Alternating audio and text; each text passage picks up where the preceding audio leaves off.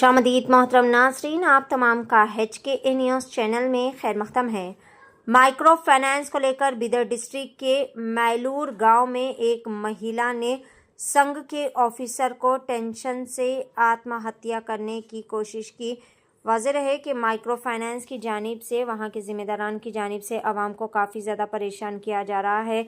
इसी परेशानियों से परेशान होकर एक खातून ने ख़ुदकशी करने की कोशिश की।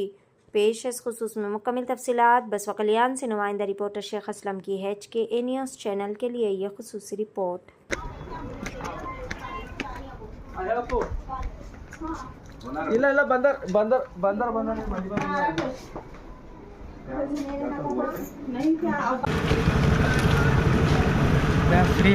बिदर गवर्नमेंट हॉस्पिटल में खुदकुशी का हादसा पेश आया, जिसमें मैलूर के रहने वाली लेडी, जिसमें संघ की लानत की वजह से उनका फ़ोन आया था आपको, तो कब कैसा पता चला कि उन्हें फांसी डालने करे और संघ वाले का टॉर्चर से आपने आकर यहाँ पर? मैं देखिए अभी एक प्रोग्राम में था, हमारे पार्टी के रफ़ीक सिटी के सदर जनाब अलहाज मिर्ज़ा सफ़ीउल्लाह बेग साहब ने कॉल किया कि एक मोहतरमा जो मैलूर से रहने वाले हैं, जिनकी उम्र 50 साल के करीब है, अर्शा बेगम, उन्होंने फाइनेंसर और संघ के लोग टॉर्चर करने की वजह से फांसी लेने की कोशिश की, जिसकी वजह से उन्हें बहुत सीरियस है। देखिए, शहर बीदर में पिछले 3 महीने पहले संघ और फाइनेंस की वजह से नौजवान सुसाइड किए, ख़वातीन सुसाइड किए।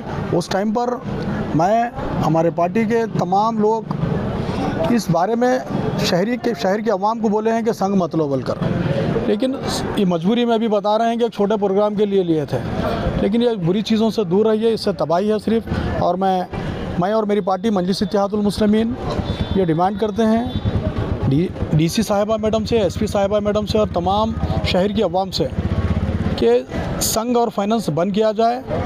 ऐसे जो मजबूर लोग को जो संघ दिया जा रहा है या फाइनेंस दिया जा रहा है, ये परेशानी में ये तो लोग ले लेते हैं, लेकिन इनके घर पे रात में चले जाना, दिन में चले जाना, ये लोग बेजार होकर जो है ना सुसाइड और हैंगिंग करने की कोशिश कर रहे हैं। तो मैं और एक बात बीदर के उन लोगों से भी कहता हूँ कि यहाँ पर इमरजेंसी पेशेंट को जो है ना, यहाँ पर कुछ भी इलाज के लिए नहीं, या तो हैदराबाद में, शोलापुर में, तो गुलबर्गा भेजना है।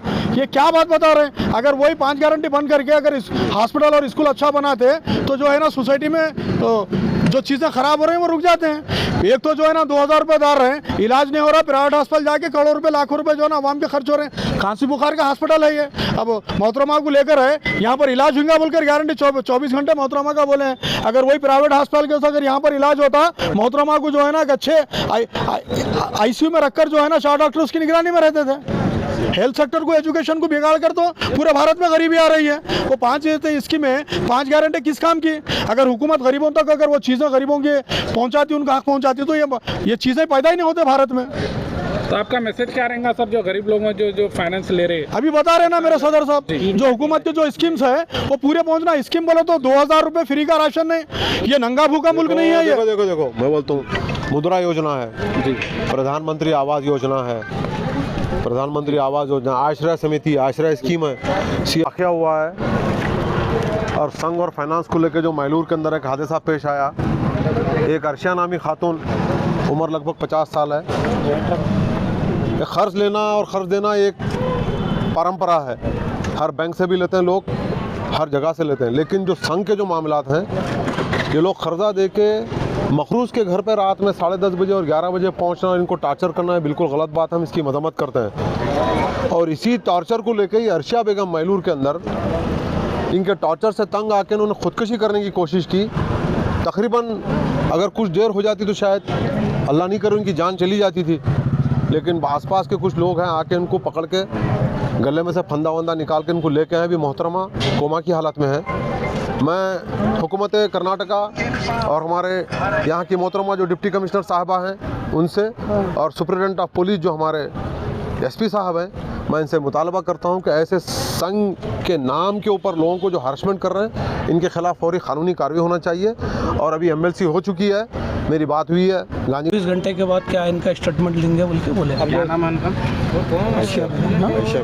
अर्शा बेगम। क्या उम्र है? हाँ 50 साल उम्र क्या है? 50 के अंदर 50 साल एज है उनकी। ठीक है जाफर भाई, जो गवर्नमेंट के जो कानून है उसके तरफ से और डिपार्टमेंट को जो डीसी मैडम या एसपी साहब से क्या कोशिश करेंगे? नहीं, हमारी एक रिक्वेस्ट है कि डीसी मैडम से ये गौर गरीब को जो तकलीफ़ हो रही है मैडम, आप उनको अच्छी तरह से गाइडेंस करके इनको ये करिए, क्योंकि हालत ख़राब है, गरीब के पास पैसे नहीं है। एक एक लेडीज़ को 4-4 लोना भी मत दीजिए, एक लोन दीजिए। वालेकुम सबको, मैं ये कहना चाह रहा हूँ कि पहली बात तो संघ के जो गाइडेंस है उसको फॉलो करो। सबसे पहली बात, हमारे सिद्धरामैया साहब तो ऑलरेडी इसके लिए कानून बनाए हैं। ये तरीके से काम करना है, घर को जाकर डराना, पैसे देना, मारना, ये लेडीज़ का संघ बना के पहले तो लेडीज़ को रखना है। लेडीज़ को 20 औरतों को जमा कर रहे, 2-3 आदमियों को भेज रहे, 2-3 आदमियों को भेज को इनको क्या है डरा रहे। तो ये डराने का काम है क्या? आप लेडीज़ को बिठाना है तो लेडीज़ का ग्रुप बना के लेडीज़ को भेजो पैसे वसूल करने। एक ऑफिस बनाओ, उनके घर में बैठ रहे, इनके घर में बैठ रहे। जो बड़े ज़िम्मेदार लोग हैं जिन्होंने संघ के खात्मे के लिए एक मुहिम चलाई थी, वो मुहिम पता नहीं कहाँ किधर सिमट गई, कहाँ रह गई, वो अल्लाह आलम। हमारे नज़रों के सामने तो देखने नहीं है। और रही बात ख़र्च की, हिंदुस्तान के अंदर हुकूमती लेवल के ऊपर हर शख्स को ख़र्च लिया सकता है और क़र्ज़ लेके ख़र्च को दे सकता है, और जिसमें कुछ सब्सिडीज़ भी हैं। ये है लेना देना, बैंक का सिस्टम है, लेकिन ये लोग इलीगल तौर पे ऐसे यानी बिल्कुल कमज़ोर औरतों को, कमज़ोर फैमिलीज़ को कर्जा देकर रात में जाके इनके घर में हरेसमेंट करना है, बिल्कुल गलत बात है। और मैं उन तंजीमों से मुतालबा करता हूँ जो जिन तंजीमों ने